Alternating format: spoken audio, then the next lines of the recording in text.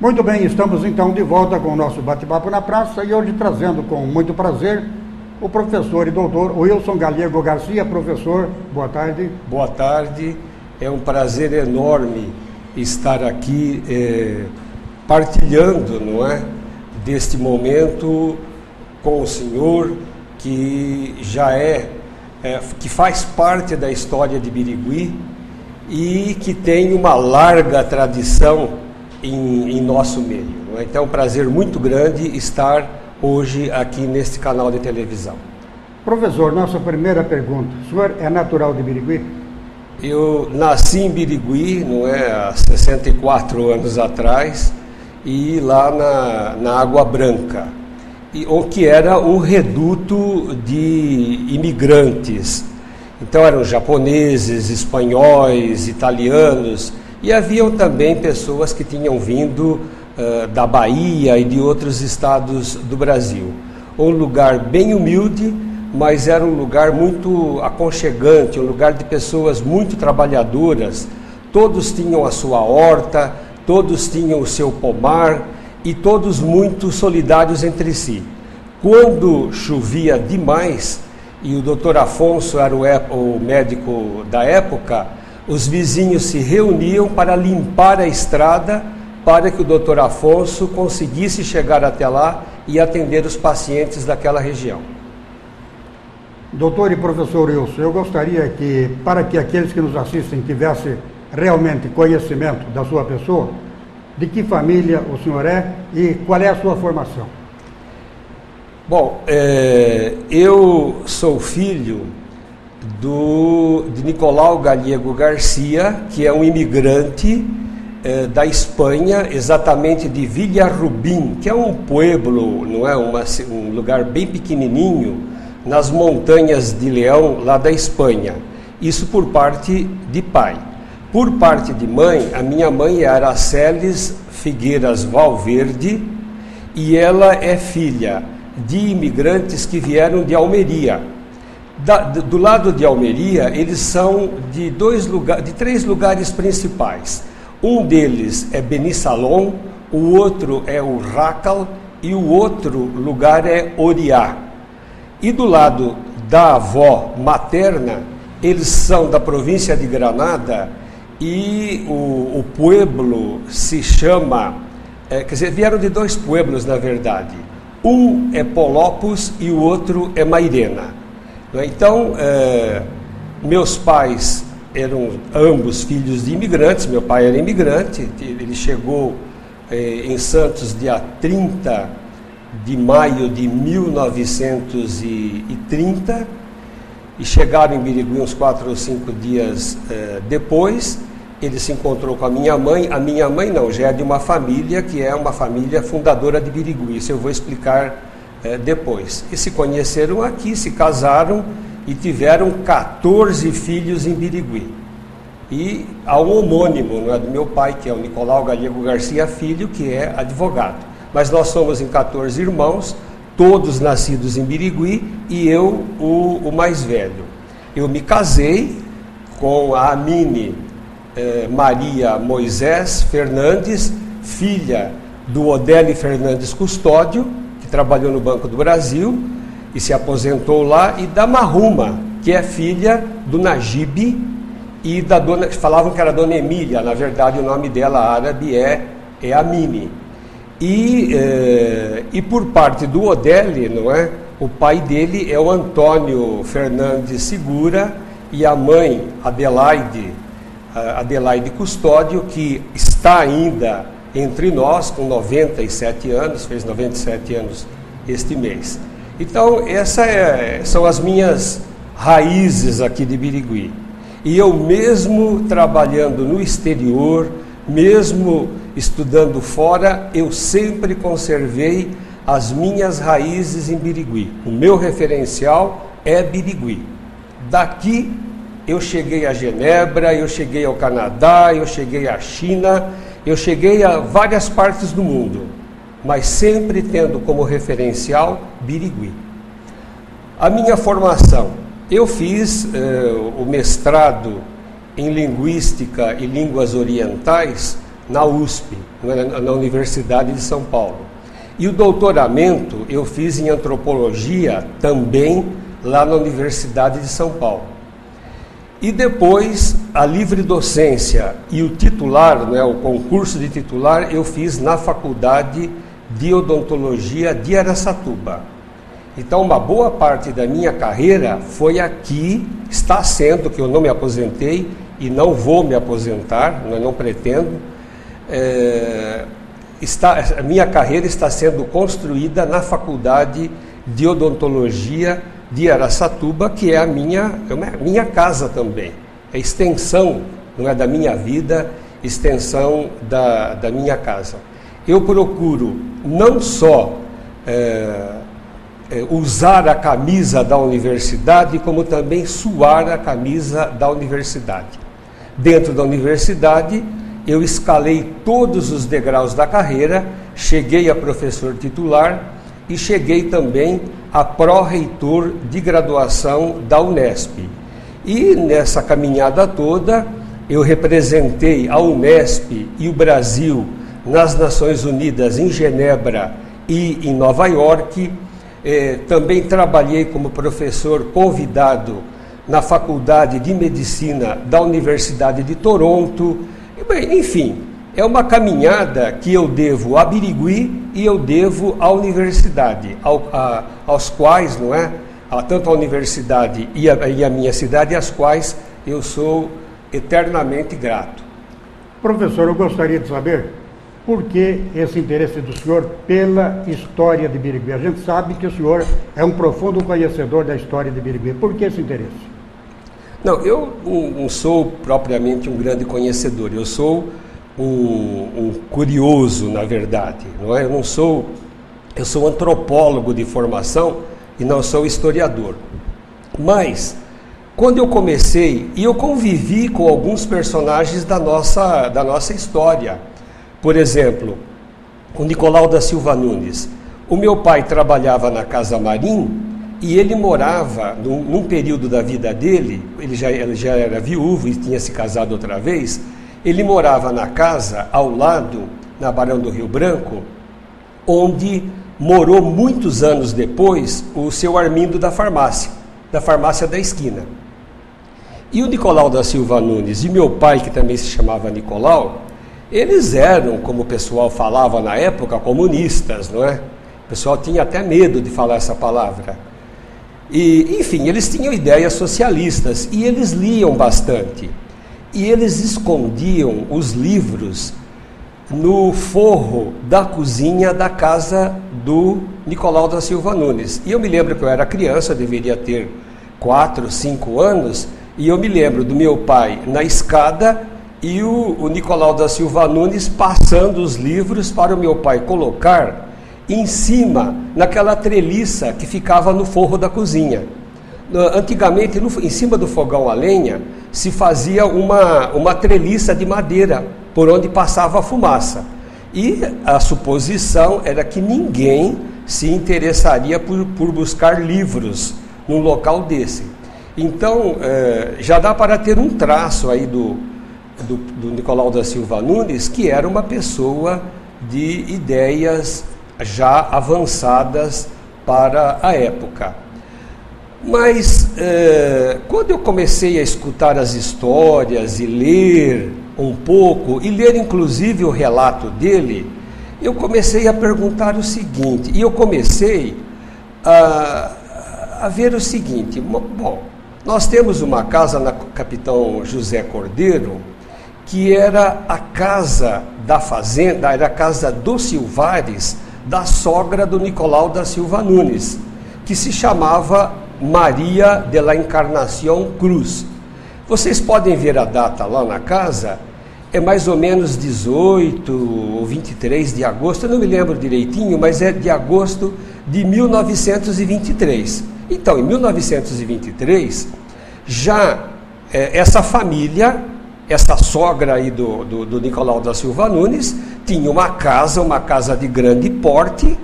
Birigui só tinha 12 anos, e era uma casa que quando vinha o governador do estado, ficava lá. banquetes eram dados lá aos deputados, à governadora, às autoridades. E eu fui saber que já havia então uma casa na fazenda, a casa na fazenda. A Casa da Fazenda é uma casa que hoje está na Rua Maranhão. Então, como a Rua Maranhão não chega até a Tiradentes, desapropriaram a casa para derrubar a casa. Eu acredito que ela será derrubada. Essa é a primeira casa de fazenda de Birigui. Essa é a primeira casa de fazenda de tijolos, é essa aí. Mas não seria digna da preservação, professor? Mas isso depende de uma mobilização da sociedade, da sensibilização do poder público. É uma casa que, se o senhor for lá, o senhor vai ver que os batentes e o madeiramento, ele ainda é lavrado. Ele não é cortado só com serra. Ele ainda é lavrado, uma parte dele ainda é lavrado no enxó. E apesar de não ter o telhado original, o madeiramento é original e a maior parte das portas e janelas ainda são originais. Mas veja bem, essa casa, ela já deveria existir em 1912, por aí. Agora a pergunta que eu me fiz é a seguinte: uma boa parte dos nossos telespectadores tem prática em abrir negócios, em ter experiência com fazendas, e sabe como é que você vai no local que é Mata Virgem, derrubam a mata e em 2, 3 anos, antes de ter a primeira colheita de café, você já tem uma casa de tijolos grande, tem uma colônia feita, depois você tem uma casa na cidade, você já tem um primeiro caminhão de Birigui, você já tem uma máquina de café. Eu comecei a me questionar, de onde é que veio o capital para isso? De onde surgiu isso daí? Então eu comecei a questionar, pensando na vida da gente mesmo. Eu tenho a minha vida, não é? As minhas coisas e tal, eu levei 60 anos para conseguir isso. O senhor também tem a sua vida, é um trabalho de uma vida toda. Isso daí não surgiu em 1 ou 2 anos. Então, o incrível é que Birigui, rapidamente, é uma cidade que estava montada. Então, eu comecei a me questionar, de onde é que veio o capital para isso? E a que conclusão o senhor chegou?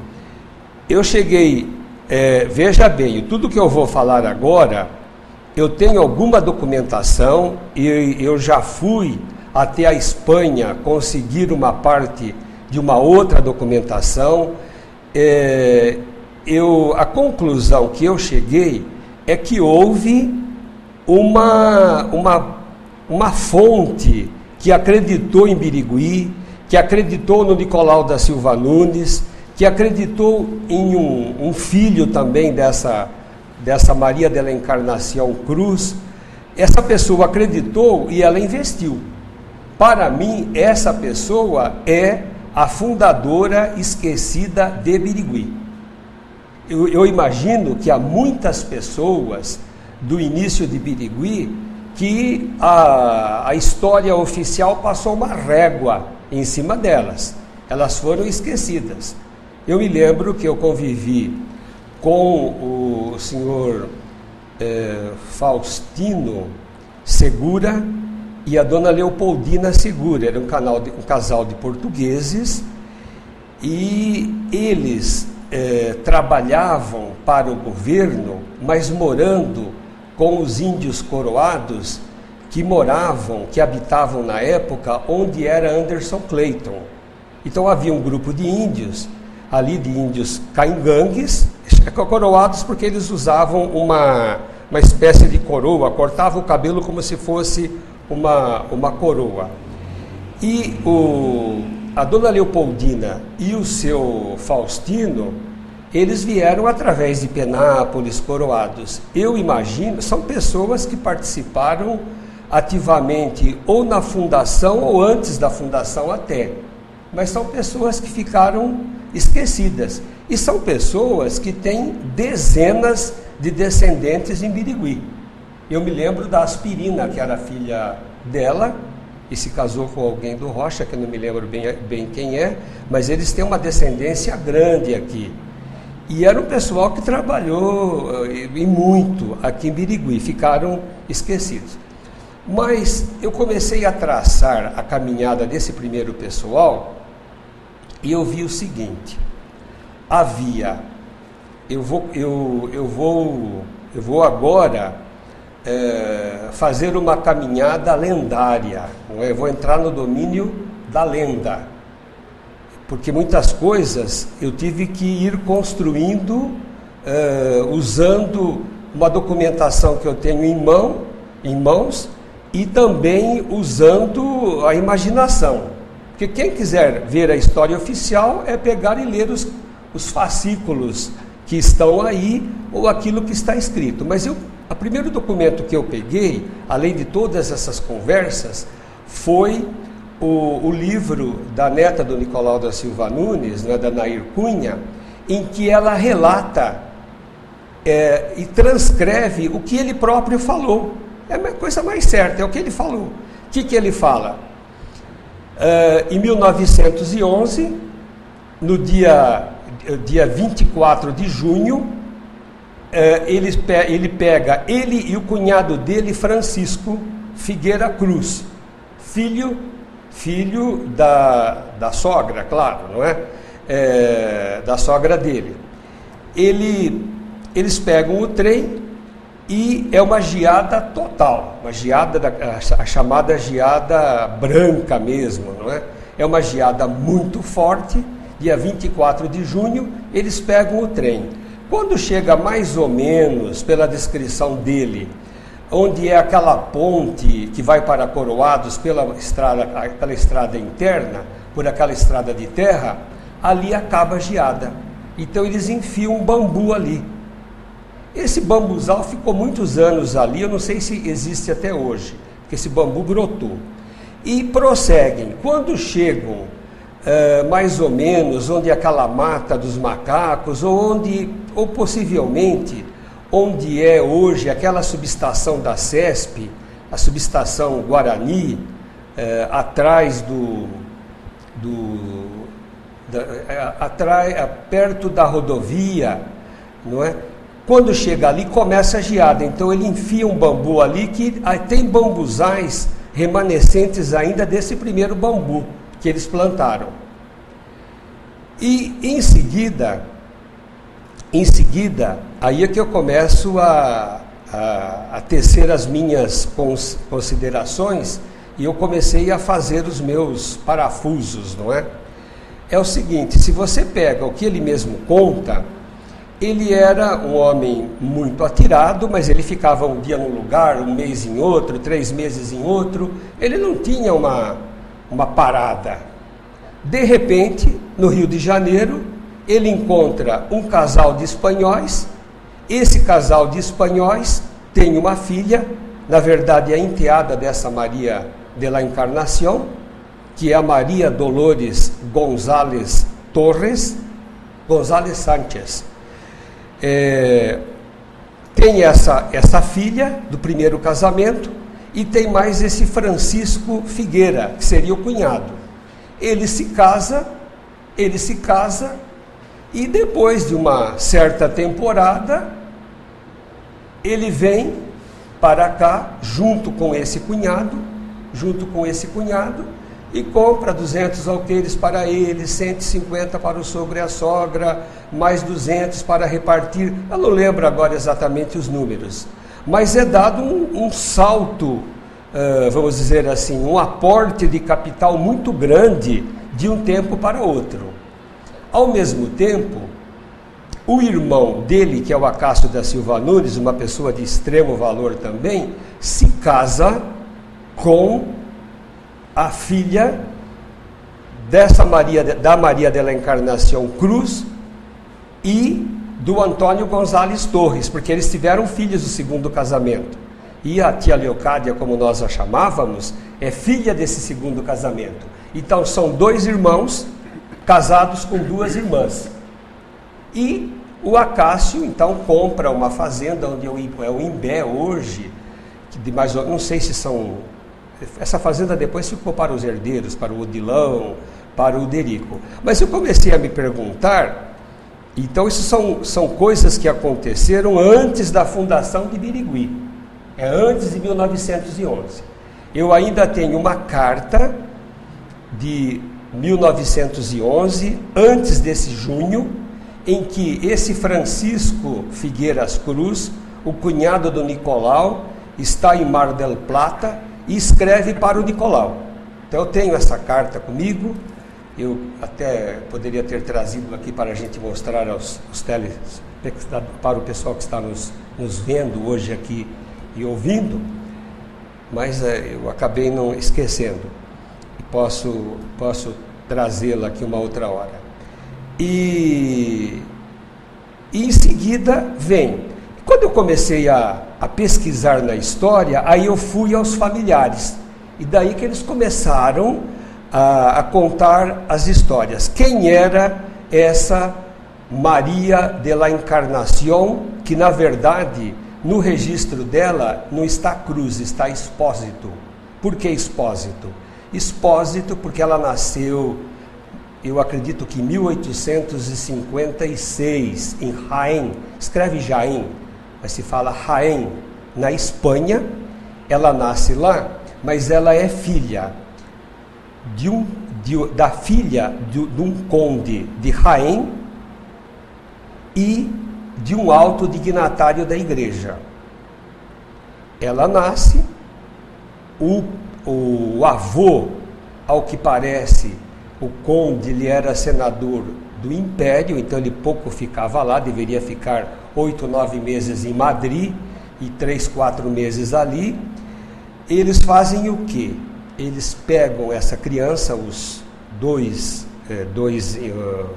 na verdade seriam 2 servos lá da casa, e colocam a menina numa cesta na beira da muralha. E a propósito, claro, porque eles próprios vão lá e pegam essa menina e registram no nome deles. Mas na Espanha e em Portugal na época, você podia até registrar, mas não colocar o seu sobrenome. Então ela é Maria de la Encarnación Expósito. E ela é criada, não é? Logicamente que com a avó, com a mãe, mas sem saber que era a mãe, mas ela começa a se parecer muito com o pessoal da casa. Quando percebem que o velho conde, não é, pode perceber, não sei se era tão velho assim, que ele pode perceber alguma coisa, então ela é retirada de lá, ela se casa, e ela se casa com Francisco, pode me falhar a memória agora, mas é José Figueiras Cruz, e ela se casa em Urrácal, na Espanha. Eu estive lá, é uma casa muito grande, é uma casa enorme, e me parece que aonde ia a filha dessa condessa, o capital ia atrás. E ela teve 2 filhos, um é esse Francisco Figueiras Cruz, que veio com Nicolau da Silva Nunes no dia para mim é o dia da fundação de Birigui, é esse. É o dia que eles viram, ó, é aqui que nós vamos comprar as terras, não é? É o dia dessa geada, e marcaram um lugar. Esse é o dia da fundação. Por quê? Quando tentaram montar, não é, ou criar uma data de fundação, pensaram no dia 7 de dezembro, que é o dia de instalação ali da comarca. Mas 7 de dezembro era um santo italiano. E a maioria do pessoal na época eram os espanhóis. Os espanhóis ficaram revoltados e escreveram até para o bispo. O bispo, não é? Aquela tal história, vai reclamar para o bispo. O bispo atendeu a reclamação e mudou a data para o dia 8, porque a Imaculada Conceição já é uma patrona que é neutra, não é italiana, não é portuguesa, é Nossa Senhora. Mas, na verdade, o dia da fundação de Birigui é esse dia aí, é ele que fala isso. É o Nicolau da Silva Nunes, ele próprio, quando fala com a neta dele, com a Nair Cunha, ele diz isso daí, isso está isso está no livro. O que eu imagino é que onde essa mulher ia, aí se você também começa a ver a história que ele próprio conta, sempre que ele ia para algum lugar, ele passava na casa do sogro e da sogra, que era ou Sales de Oliveira ou era lá perto. Quando ele volta de Birigui, ele passa na casa da sogra também. Então havia para mim não era apenas uma relação familiar que havia com o sogro e a sogra, era uma relação também comercial, de interesses. Tanto é que se você vê essa casa que eu falei, que é na Rua Maranhão e vai sair ali na Rua Tiradentes, e você traça uma linha reta, vai sair na Casa da Fazenda, lá na Quinta Silvares, que era a casa do Nicolau da Silva Nunes. Estrategicamente eles estavam na mesma posição. Professor, me desculpe a interrupção, mas eu gostaria de saber de uma curiosidade. Sabe-se, e todo mundo em Birigui tem conhecimento, segundo a história, de que a fundação de Birigui começou pela Estrada de Ferro. O que o senhor diria a respeito disso? Olha, na verdade, o Rio Tietê e mesmo o Baixote aí, ele foi explorado bem antes de 1900, bandeirantes chegaram até aqui. Nós encontramos moedas assim bem mais antigas nas margens até do Biriguizinho. Só que tudo isso se perdeu. E nós não podemos esquecer que antes de nós, os índios, não é, no caso que chamam os caingangues, moraram aqui. Onde tem uma lagoa aí no Paineiras, ali foram achados machados indígenas da Idade da Pedra, não é? E onde é o fundo do Felício Luquini, naquela baixada, e onde o Brás Sanches e o outro Brás Gonzales Torres fizeram uma olaria, já existia uma olaria indígena ali. Nós não podemos, é claro que a Estrada de Ferro ela tem um papel fundamental, ela foi abrindo esse caminho todo. Onde aquele cruzamento...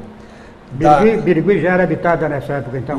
Não é por brancos, não. Por índios? Por indígenas, sim. E muitos. Então, e a história nossa, ela passa uma régua em cima disso. Não tinha ninguém aqui. Não, tinha. Não é? Tanto é que, para tomar a terra desses índios, centenas de índios foram mortos aqui. E os bugreiros, chamavam bugreiros, eles eram contratados pela Estrada de Ferro e eles recebiam por par de orelha. Então, quando eles entravam numa aldeia, eles matavam homens, mulheres, crianças, matavam todo mundo para cortar as orelhas. E você tem os recibos disso no Museu da Estrada de Ferro, lá em Bauru. Isso foi conservado, nós temos lá até hoje. Então, não foi... quem lê assim a história, tal, parece que foi uma coisa grandiosa. Não imagina o tanto de violência que permeou a fundação, não é, a formação dessa cidade. Nós tivemos um primeiro momento em que foi a base do Winchester, que abriu Birigui. Desse tempo que o senhor relatou até agora, até o presente momento, como é que o senhor vê o Birigui e como é que o senhor analisa esse crescimento da cidade? Olha, na verdade, Birigui passou por muitas fases e é isso que me chamou a atenção. Como é que uma cidade pequena sobrevive ao lado de uma maior, como é o caso de Araçatuba? Porque geralmente a cidade grande ela acaba matando todas as cidades em volta. E com Birigui não aconteceu isso.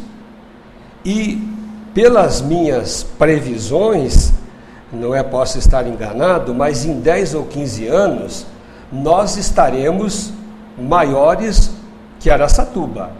E não se poderá falar em nenhum projeto que não inclua, num projeto regional, que não leve em conta Birigui.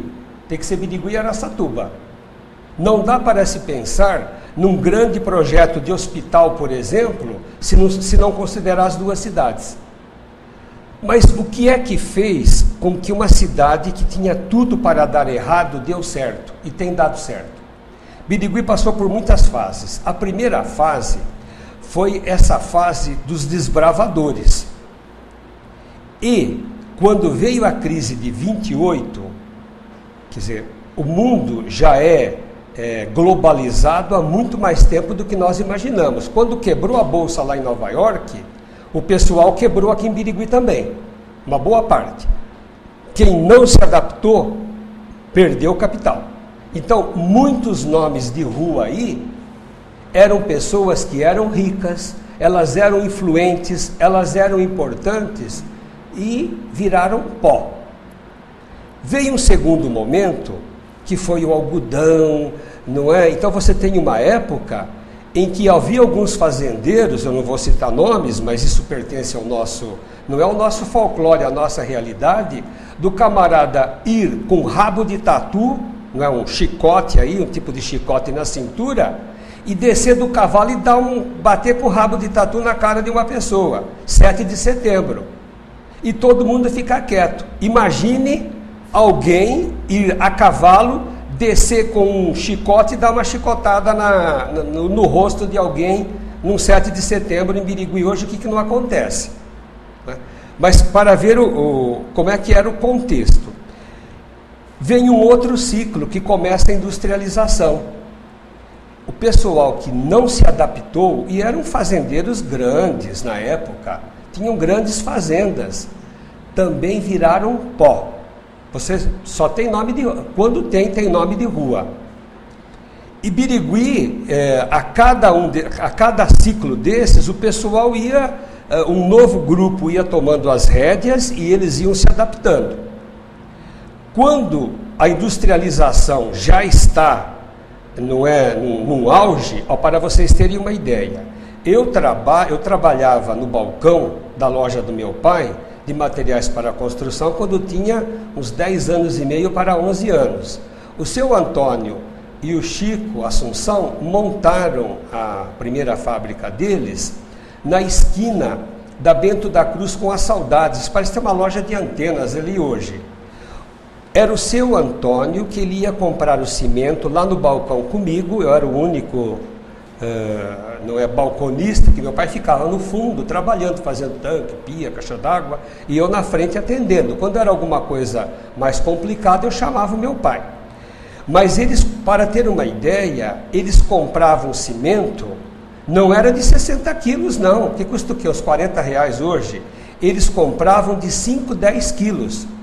E o seu Antônio, ele era bem caprichoso, ele levava um saco de papel, eu colocava o cimento lá, os 5, 10 quilos, ele enrolava, colocava num outro saco de estopa, punha nas costas e levava lá na outra quadra, para ver como é que se começou a industrialização aqui e qual foi o nível de sacrifício dessas pessoas. Em seguida, vem uma outra revolução tecnológica. E o pessoal que não se adapta, quebra também. Nós estamos agora numa outra fase, né? Numa outra fase tecnológica aí.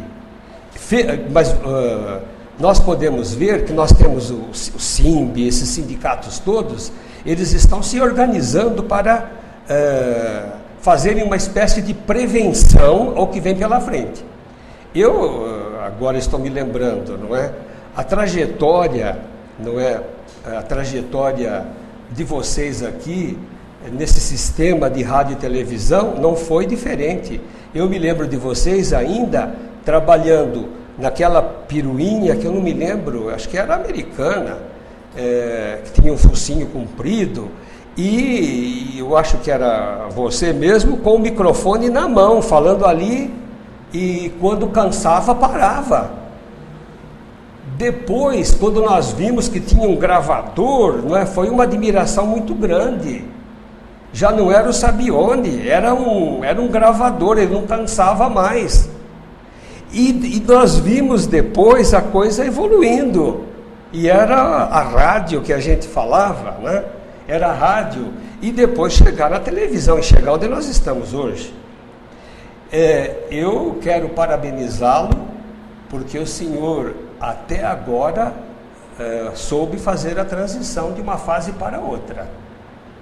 O senhor está de parabéns, né? O senhor faz parte da história de Birigui, e fazendo um retrospecto, eu percebo que o senhor passou por todas essas fases, desde aquela piruinha pequenininha, focinhuda, me parece, não sei se era meio verde, verdinha clara, verdinha, olha, eu ainda lembro disso, era verdinha, e era um microfone, devia pesar uns 2 quilos aquele microfone, que se jogasse na cabeça de uma pessoa, machucaria. Mas a gente lembra que ele tinha que parar de vez em quando, porque já imaginou, e era tudo terra. Fazia também com a piruinha verde, aquele microfone, e dirigindo e falando.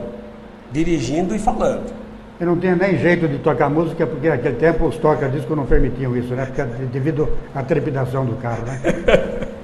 Agora, eu gostaria de saber o seguinte, professor. Muita gente fala, é voz corrente em Birigui e também em Araçatuba, que não vai demorar tempo para que Birigui e Araçatuba se emendem. O senhor acredita nisso? Olha, eu não duvido, mas eu acho que a tendência que eu estou vendo em Birigui é crescer mais em direção a Coroados e em direção a Buritama, porque nós temos grandes extensões de terra, uma fazenda ou duas que são muito grandes. Isso é uma análise assim meio grosseira que eu estou fazendo, e pode ser que as coisas mudem, mas quando você tem uma grande extensão, se essas pessoas não se dispõem a retalhar essas terras para permitir o avanço, a cidade não cresce para aquele lado, e se ela não cresce para um lado, ela dá um jeito e cresce para outro. O que eu tenho percebido é que há um notável avanço em direção a Coroados e em direção a Buritama. Em direção a Buritama, eu acredito que é mais fácil por causa do problema do esgoto, é mais fácil de ser resolvido. Quando você passa para o lado já de Araçatuba e você começa a jogar toda a água de Araçatuba para cá, que é o que já está acontecendo, você já começa a ter inundações maiores aí onde é o supermercado Amigão aqui embaixo. Você já pode perceber, por quê? Porque a água lá do Distrito Industrial já começou a correr para cá também. E não adianta, me parece, jogar para o outro lado, porque vai lá por aquele lado lá perto de Coroados, acaba caindo também no Biriguizinho do outro lado. Então, eu acho que são fatores aí que vão limitar. Birigui já estaria junto com Araçatuba se houvesse um planejamento antes e o Teresa Barbieri, todos esses bairros que foram feitos há 20 e 30 anos, tivessem sido construídos aqui na beira da Marechal Rondon. Aí Birigui já estaria emendado com Araçatuba. Eu acredito que seria até melhor, porque nós teríamos uma estrada larga, com ônibus de meia e meia hora, não é? E sem essa trama urbana complicada que nós estamos tendo. Então, quanto ao número de habitantes, eu acho que é uma tendência irreversível. Nós vamos crescer cada vez mais. Agora, quanto juntar as duas, tem que resolver esse problema logístico. Se os nossos administradores, tanto de lá como de cá, e alguns particulares, tiverem grandeza de espírito e tiverem percepção de quão grandiosa será essa tarefa e meritória, eu acredito que essa tarefa será cumprida no curto prazo e com benefícios para todo mundo. Professor, o senhor acredita que este centro administrativo que vai ser construído no Silvares, ele pode levar esse movimento que teria a direção de Araçatuba lá para o lado de Buritama? Bom, eu não tenho bola de cristal, não é? Mas, de qualquer maneira, nós estamos fugindo hoje do centro da cidade porque você não tem onde estacionar. Então, nós procuramos agências de banco que mais próximas da casa da gente, você procura pagar as contas em loteria, em casas lotéricas. Eu acredito que se conseguirem construir em tempo, vai desafogar a cidade, mas eu não acredito que tenha grande influência nesse crescimento de Birigui. Olha, Birigui, pela população que tem, pela garra que esse pessoal tem, pela garra que nós, biriguenses, temos, nós vamos dando um jeito e nós vamos crescendo. Se não deixarem por um lado, nós vamos pelo outro, mas nós vamos crescer e nós vamos enfrentar e nós vamos vencer, não é? Mas quando há planejamento, quando se pensa, mas eu acredito que deslocando esse centro administrativo para lá vai ser uma boa para Birigui. Eu acredito que nós perdemos uma oportunidade quando a Anderson Clayton saiu de Birigui. Se na época, a administração da época, houvesse passado todinha para lá, são 19 alqueires e meio, me parece, nós teríamos toda a infraestrutura da prefeitura lá, mas nós não fizemos isso na época. Foi um erro estratégico muito grande. Muito bem. Nós estamos apresentando hoje uma entrevista aqui com o professor e doutor Wilson Galego Garcia. Ele veio aqui para falar um pouquinho da história de Birigui. Agora, professor, para finalizar, eu gostaria de repetir a pergunta.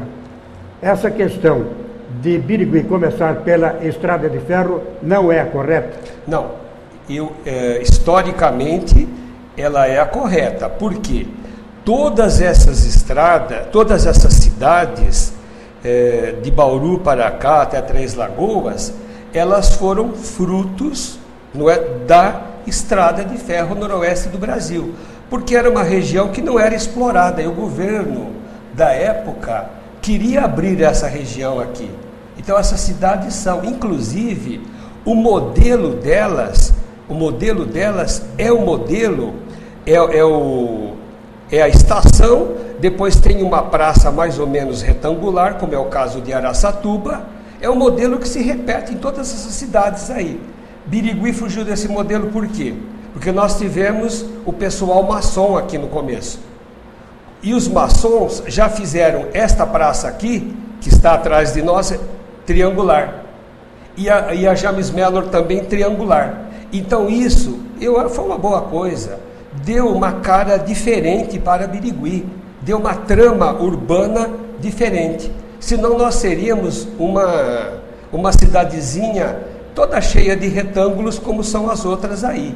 Isso foi um diferencial. Então vejam bem, é a ideia, é a ideologia das pessoas que vêm e elas incorporam elas aproveitam e do limão elas fazem uma limonada. Então elas aproveitam. Tem estrada de ferro? Tem. Não dá para morar aqui porque tem perigo. Empresta-se um vagão, foi o que o Nicolau da Silva Nunes fez. Nós vamos ficar no vagão porque assim nós evitamos problemas aí, ataques de índios e as coisas eram perigosas.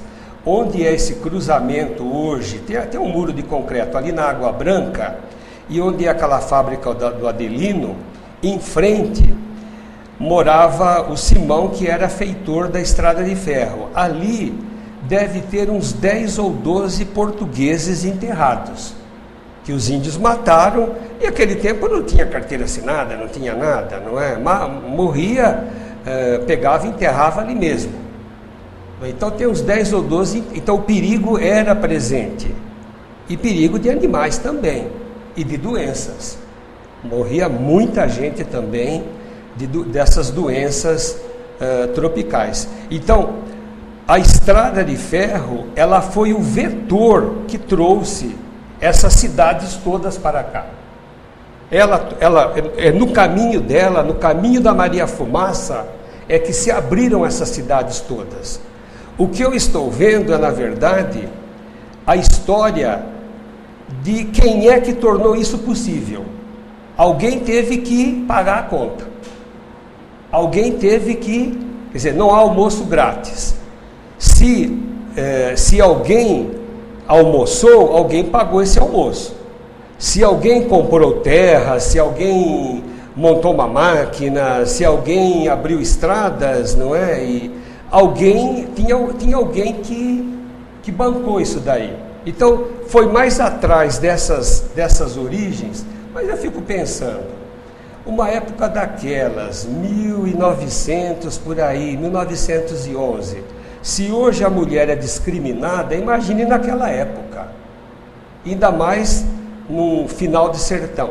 E tem uma outra coisa, se essa lenda for verdadeira, essa mulher corria perigo, porque se ela é descoberta, eu imagino que ela, quando percebia o perigo na Espanha, ela ia mudando de lugar. E quando percebeu o perigo lá, ela veio para cá. Ela veio para cá. Se esses dados todos baterem, eu tenho que verificar isso tudo, posso até escrever essa história lendária.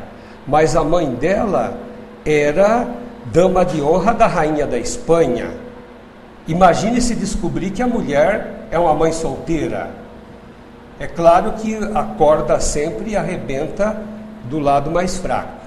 E imagina de que maneira essa corda arrebentaria. Então, é uma coisa e parece que havia alguém que fazia essa ligação, que levava cartas ou levava capital, alguma coisa assim. Mas é alguma coisa que eu tenho que me aprofundar mais. Agora, ainda para matar uma curiosidade, professor, eu gostaria de saber, se é que o senhor tem conhecimento, como é que se deu a chegada do Nicolau e aquele pessoal todo que esteve em Birigui, que foram os primeiros habitantes? Olha, eles foram heróis. Eles foram heróis. Eles foram heróis no sentido de que era uma região perigosa, não apenas por causa dos indígenas que estavam aqui, mas também por causa das doenças, né? Ferida brava era mato aqui. E ferida brava, se o mosquito picou, deu numa perna, você deixa uma junto com a outra, passa de uma perna para a outra. Você via 20, 30 anos atrás, aquelas mulheres com aquela bota branca no pé, arrastando para lá e para cá. E os homens é porque, como usava calça comprida, disfarçava. Mas era um perigo.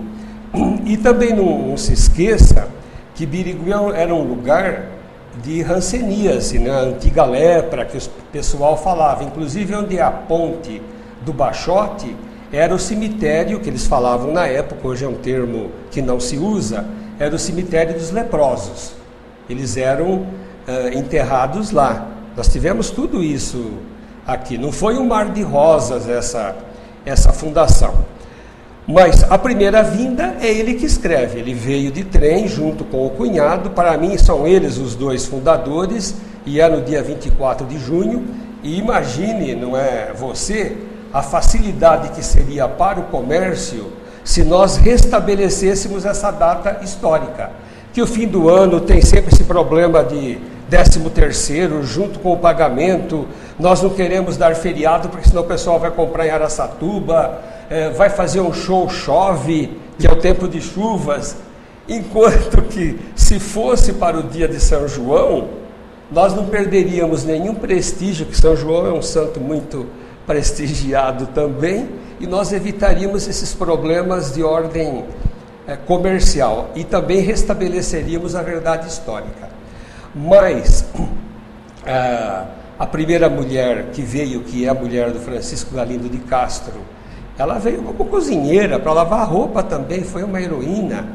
E depois vem as famílias. Agora as famílias, gente, nós temos que ver que a sogra dele era uma mulher rica. Então ela trouxe os empregados, e eu preciso me lembrar do sobrenome de alguns. A tia Dolorica que eles falavam é uma espécie de uma mulher que a acompanhou com a família desde a Espanha. Esse pessoal como agregados. ela trouxe esse pessoal de lá. Então, eles já vieram com um grupo de pessoas trabalhando, sabe? Então, vieram, mas já vieram, esse pessoal já veio com recursos, não vieram com a mão na frente e outra atrás. E teve o pessoal que veio mesmo para tentar a vida mesmo, não é? E uma coisa que eu acho importante em relação a Araçatuba e outros lugares, é que aqui os pedaços, as terras foram repartidas em pedaços pequenos. Então isso trouxe um desenvolvimento muito grande também. Porque quando você tem 4 ou 5 grandes fazendas, na mão de 4 ou 5 grandes fazendeiros, o progresso é mais lento. Aqui não, foram propriedades pequenas. Isso também é uma das causas do nosso progresso hoje. Veja bem, eu me preocupei mais com a parte lendária da história, uma parte de antes da fundação. Eu preciso... e muitas dessas pessoas estão vivas ainda hoje. Viu? Tem um sobrinho do Nicolau da Silva Nunes, o senhor José da Silva Nunes, que trabalhou comigo, numa fábrica de ladrilhos do meu pai, durante muitos anos, mora na Tozelar, está vivo até hoje. Eu acho que é o único sobrinho daquele pessoal antigo, é o único que está vivo. E ele tem memória boa. Ele viu muita coisa daquele início de Birigui. Professor Wilson, muito obrigado pela presença aqui. Nós trouxemos então hoje o professor Dr. Wilson Galego Garcia. Ele veio para contar um pouquinho da história de Birigui, daquele comecinho que quase ninguém conhece. Muito obrigado e a gente está aqui à sua disposição. Se houver alguma coisa nova que possa acrescentar nisso tudo, nós sempre estaremos aqui de portas abertas.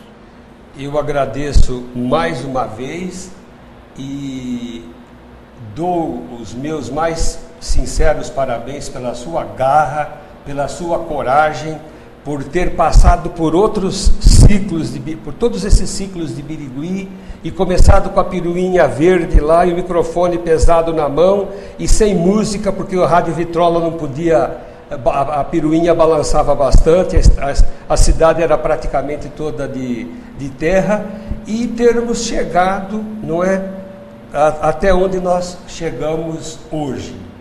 E espero vê-lo numa nova etapa de Birigui, onde nós estaremos aí jogando um papel de protagonista na história da nossa região e na história do nosso país. E só lembrando nesse protagonismo, para terminar, eu gostaria de lembrar aqui, que lembrando uma história mais recente, o primeiro doutor em geologia do Brasil, Faustino Penalva, nasceu no Baguaçu. Primeiro doutor em geologia e formado na USP. E a primeira mulher a receber o título de doctor em universidade norte-americana em psicologia, a Maria Amélia Matos, também é de Birigui. Birigui sempre fez parte da história, assim como o senhor. Mais uma vez, parabéns. Muito obrigado. O nosso bate-papo na praça de hoje termina aqui. A gente volta no domingo que vem trazendo mais uma personalidade de destaque para falar das coisas que interessam a você. O nosso muito obrigado, desejo de um bom domingo, uma excelente semana e até o próximo, se Deus quiser.